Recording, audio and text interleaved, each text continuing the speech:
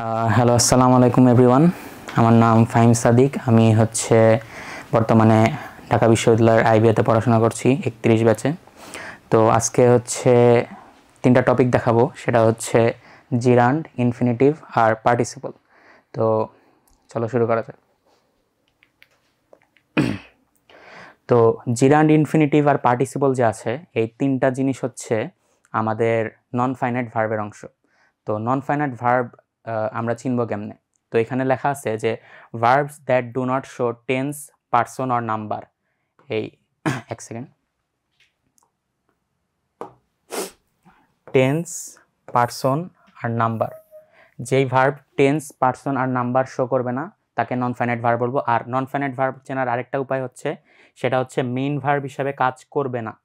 ঠিক আছে? তো একটা এক্সাম্পল দেখি আমরা, যে নন ফাইনাইট ভার্বের একটা এক্সাম্পল হচ্ছে running is a great way to stay fit. ঠিক আছে, যে এখানে আছে running is a great way to stay fit. এইখানে নন ফাইনাইট ভার্বটা হচ্ছে রানিং। ঠিক আছে, কারণ এই রানিং দিয়ে আমরা কোনো টেন্স বুঝতে পারতেছি না যে এটা হচ্ছে প্রেজেন্ট টেন্স না পাস্ট টেন্স। এখানকার মেইন ভার্বটা হচ্ছে এই ইজ, এটা হচ্ছে এখানকার মেইন ভার্ব, যেটা হচ্ছে অক্সিলারি ভার্ব বলে। এখানে হচ্ছে এই যে অক্সিলারি ভার্ব, অক্সিলারি ভার্ব। ঠিক আছে, এটা হচ্ছে এখানকার মেইন ভার্ব, কিন্তু এটা হচ্ছে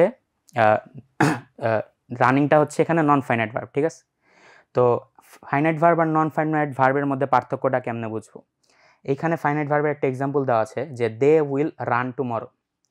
তো এইখানে আমরা যে ভার্বটা আছে উইল রান, তো এইখান দিয়ে আমরা যে এটা টেন্সটাকে নির্দেশ করছে। উইল রান মানে এটা আমরা ভবিষ্যতে কোনো একটা সময় দেখতে পারবো। ঠিক আছে, আর এখানে দে উইল রান, তাহলে এখানে দে যেহেতু নির্দেশ করা আছে, তার মানে আমরা এখান থেকে বুঝতে পারতেছি যে এটা হচ্ছে প্লুরাল। ঠিক আছে, থার্ড পারসন প্লুরালকে নির্দেশ করা হচ্ছে। আচ্ছা, এখন পরবর্তীতে যাই। আচ্ছা, তো এখন নন ফাইনাইট ভার্ব কয় প্রকারের আছে? নন ফাইনাইট ভার্ব আছে 3 প্রকারের। তো প্রথম নন ফাইনাইট ভার্বটা কি? সেটা হচ্ছে জিরান্ড। সেকেন্ড নন ফাইনাইট ভার্বটা হচ্ছে ইনফিনিটিভ, আর থার্ড নন ফাইনাইট ভার্বটা হচ্ছে পার্টিসিপল। তো আমরা এখন প্রত্যেকটার এক এক করে দেখবো এগুলা কি। তো এইখানে জিরান্ডের আছে, আর gerund is a verb that ends in ING and functions as a noun. যে ধরনের ভার্ব, ধরো যেমন আমাদের একটা ভার্ব থাকতে পারে, ওই ভার্ব যদি শেষে আইএনজি দিয়ে শেষ হয়, কিন্তু যদি ওই ভার্ব প্লাস আইএনজি এই দুইটা মিলে নাউনের কাজ করে, তাহলে সেটা মিলে হবে জিরান্ড। যেমন আমরা একটা এক্সাম্পল দেখি, যে রিডিং ইজ ফান।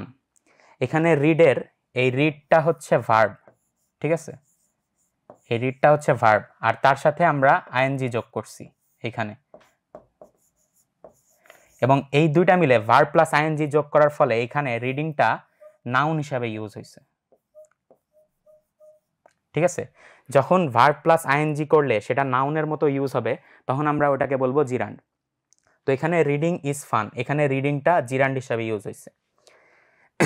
আচ্ছা, পরবর্তীতে যাই। এখন জিরান্ডের বেসিক্যালি এই সূত্রটাই মাথায় রাখলে হবে যে ভার্ব প্লাস আইএনজি হবে এবং ওই ভার্ব প্লাস আইএনজিটা নাউনের মতো ইউজ হবে। তো এখন আমরা কয়েকটা প্রশ্ন দেখি জিরান্ড related.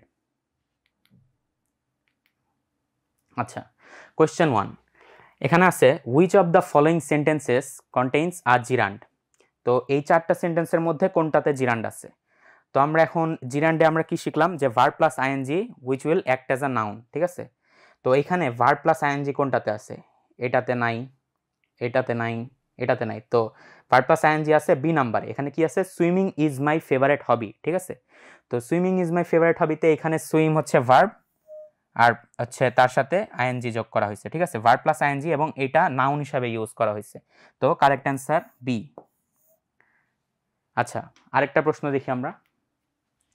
What is the gerund in the sentence I enjoy reading books? ঠিক আছে, তো এখানে আই এনজয় রিডিং বুকস, এক সেকেন্ড,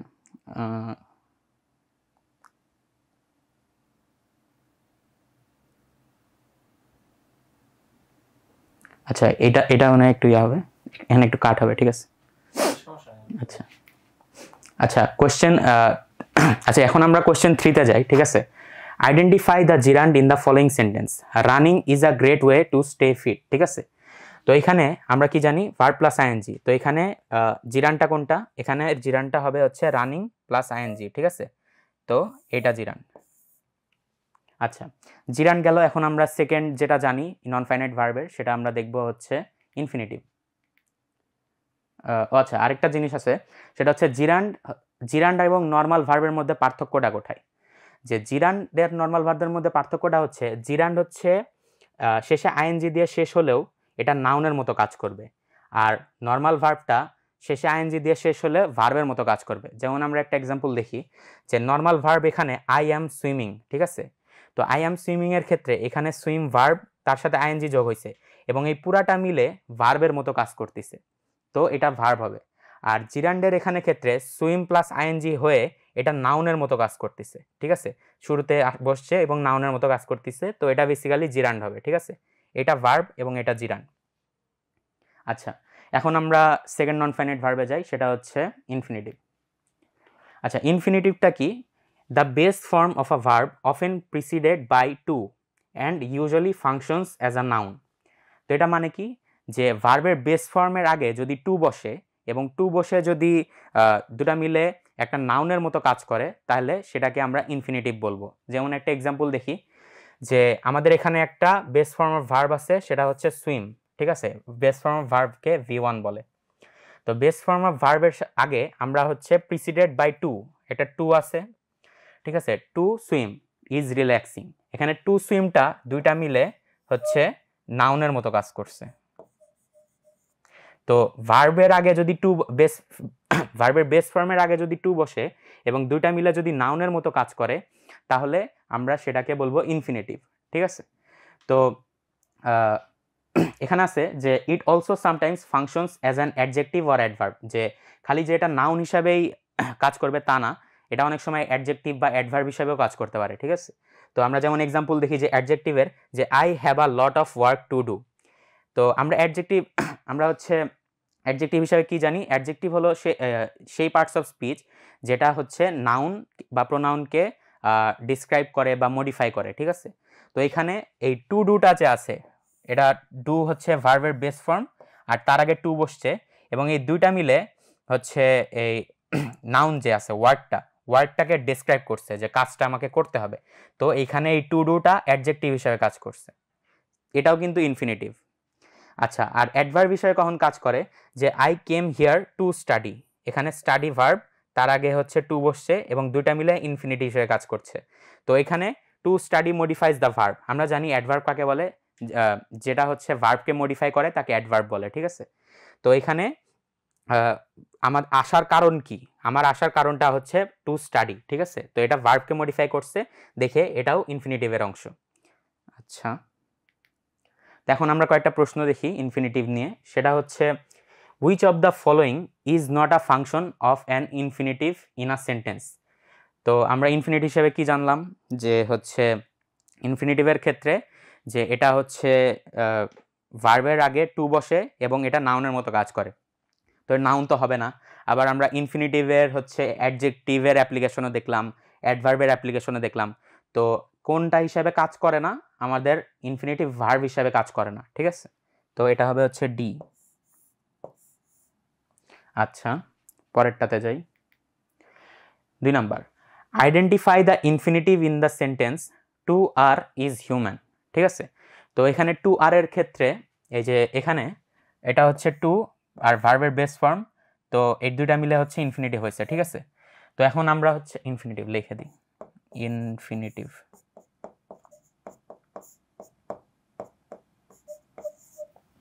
ঠিক আছে, দুইটা মিলে ইনফিনিটিভ হয়েছে, তাহলে এই সেন্টেন্সের মধ্যে ইনফিনিটিভ কোনটা, টু আর, ঠিক আছে,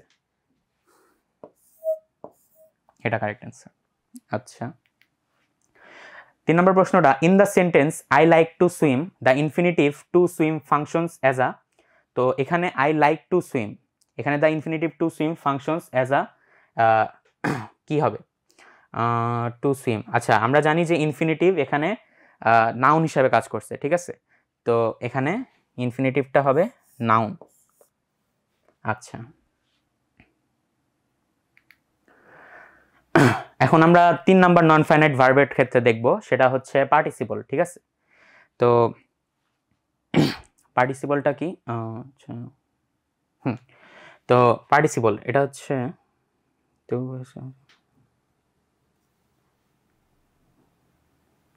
আচ্ছা পার্টিসিপল, ঠিক আছে।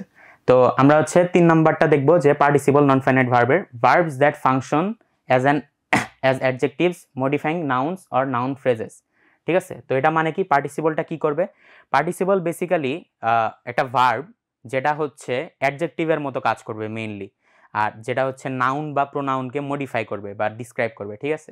তো এখানে যেমন দেখি আমরা যে স্মাইলিং, ঠিক আছে, পার্টিসিপলের ক্ষেত্রে স্মাইলিংটা এখানে পার্টিসিপল। এই স্মাইলিংটা এই কি বলে এই কি বলে সাবজেক্টটাকে, শি নাউনটাকে হচ্ছে এখানে মডিফাই করছে এবং এক্সট্রাভাবে ডিসক্রাইব করছে যে শি কিভাবে অ্যাওয়ার্ডটা নিয়েছিল স্মাইলিং ওয়াইজ, ঠিক আছে। তো এখানে the word smiling here is a participle, it functions as an adjective modifying and describing the noun she, ঠিক আছে। আচ্ছা পরবর্তীতে যাই। তো এখানে পার্টিসিপল আমরা কয় প্রকার এখন জানবো। তো পার্টিসিপল মেইনলি 2 প্রকার, ঠিক আছে। তো একটা হচ্ছে প্রেজেন্ট পার্টিসিপল আর একটা হচ্ছে পাস্ট পার্টিসিপল। তো প্রেজেন্ট পার্টিসিপল আর পাস্ট পার্টিসিপল চেনার উপায় কি এখন আমরা দেখি। আচ্ছা, তো প্রথমে আমরা দেখব প্রেজেন্ট পার্টিসিপল।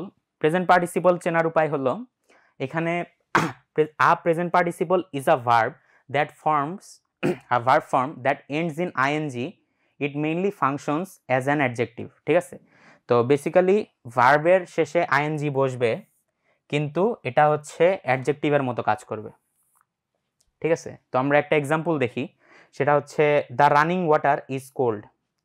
তো এখানে রানিং ওয়াটারের ক্ষেত্রে ভার্ব প্লাস আইএনজি হয়েছে এবং অ্যাডজেক্টিভের মতো হয়েছে কি, যে এখানে the running water is cold, এখানে দ্য রানিং, ঠিক আছে, ভার্ব প্লাস আইএনজি হয়েছে এবং এটা ওয়াটারের অ্যাডজেক্টিভ হিসাবে কাজ করছে যে ওয়াটারটা কেমন ছিল, ঠিক আছে।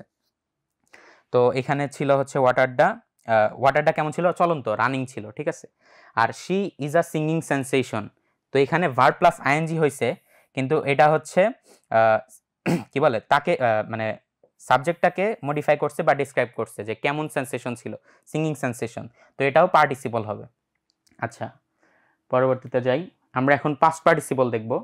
পাস্ট পার্টিসিপলের ক্ষেত্রে আমরা পড়ি কি লেখা আছে, verb that typically ends in ED or EN, it mainly functions as an adjective, ঠিক আছে। তো আমরা ভার্বের শেষে ইডি বা ইএন যুক্ত থাকলে আমরা হচ্ছে মনে করব সেটা যদি অ্যাডজেক্টিভ হিসেবে কাজ করে তাহলে আমরা মনে করব সেটা পাস্ট পার্টিসিপল, ঠিক আছে। যেমন ধরো এখানে the broken window needs repair, এইখানে পাস্ট পার্টিসিপলটা হচ্ছে the broken, are the written letter is on the table, এখানে পাস্ট পার্টিসিপলটা হচ্ছে রিটেন। আমরা কি জানি, ভার্ব যেটা ইডি বা ইএন দিয়ে শেষ হবে এবং মেইনলি অ্যাডজেক্টিভ হিসেবে কাজ করবে। তো এখানে দ্য ব্রোকেনের উইন্ডোটাকে ডিসক্রাইব করছে যে উইন্ডোটা কেমন ছিল, ব্রোকেন। আর দ্য রিটেন লেটারটা কেমন ছিল, রিটেন মানে লিখিত।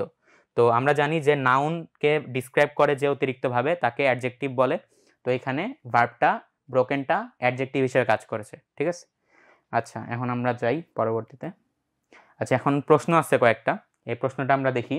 Which sentence uses a present participle as an adjective, কোন সেন্টেন্সে এখানে প্রেজেন্ট পার্টিসিপল হিসেবে ইউজ করে। তো আমরা কি জানি, প্রেজেন্ট পার্টিসিপলের ভার্ব প্লাস আইএনজি হয় এবং অ্যাডজেক্টিভ হিসেবে কাজ করে। তো এখানে কোনটা আছে, the broken ভেস lay on the floor, এটা হবে না। The falling leaves covered on the ground, the excited children ran to the park, the finished book was on the shelf. তো এখানে ভার্ব প্লাস আইএনজি আছে শুধু বি নাম্বারটার ক্ষেত্রে, ঠিক আছে। তো বি নাম্বারটা লিভসটা কেমনকে তাকে ডিসক্রাইব করে, ফলিং ছিল লিভসটা, তো এখানে লিভসটা ফলিং, এটা হচ্ছে আমাদের present participle, verb plus ING এবং অ্যাডজেক্টিভ হিসেবে কাজ করেছে, তো এটা বি নাম্বার রাইট অ্যান্সার। আর এখানে which sentence uses a past participle as an adjective, past পার্টিসিপলের ক্ষেত্রে আমরা কি জানি, যে পাস্ট পার্টিসিপলের ক্ষেত্রে আমরা জানি যে লাস্টে ইডি বা ইএন দিয়ে শেষ হয় ভার্ব এবং সেটা হচ্ছে আমাদের অ্যাডজেক্টিভ হিসেবে কাজ করে।